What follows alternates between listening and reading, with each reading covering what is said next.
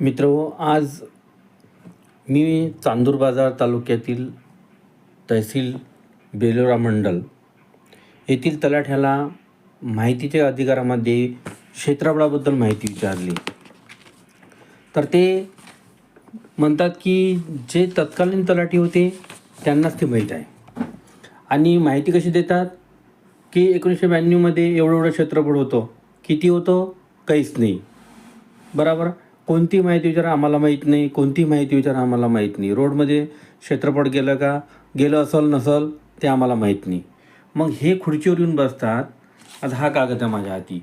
याच्यामध्ये काय दिलं आहे त्यांनी की तलाठ्यांना जे आपण अर्ज केला त्यात तेच माहिती आणि मंडल अधिकाऱ्यांना अर्ज केला त्यात माहितीच्या अधिकाराचं यांना काही घेणं देणंच नाही आहे. दुसरी गोष्ट, एवढा भ्रष्टाचारी तलाठी जर कोणी असेल आणि कोण्या मंडळात येत असेल तर तो बेलोरा मंडळ आणि चांदूर बाजार तहसील इतकी बोगस झालेली आहे की त्याचा तुम्ही काही अंदाज नाही का. महसूल मंत्री वगैरे याकडे काही दुर्लक्ष करत आहे. आणि अमरावती जिल्ह्यामध्ये सर्वात बोगस जर कोणतं मंडळ असेल तर ते बेलोरा मंडळ आहे. आणि प्रत्येक तलाठी येतात आणि विधिस्तर माहिती देत नाही. यांनी खोटे धंदे चालू करून पुष्कळसे असे लोकांचे गैरव्यवहार केले आहे. सातबारे खोडताड झालेले आहे. सातबाऱ्यावर फेरफार न घेता नाव कमी झालेले आहे. गलत व्यक्तीचे नावं त्याच्यावर दाखल करण्यात आलेले आहे. आणि दुरुस्तीसाठी अर्ज केल्यास व्यवस्थित अहवाल देत नाही आहे. तर याकडे कोणीच लक्ष करत नाही आहे.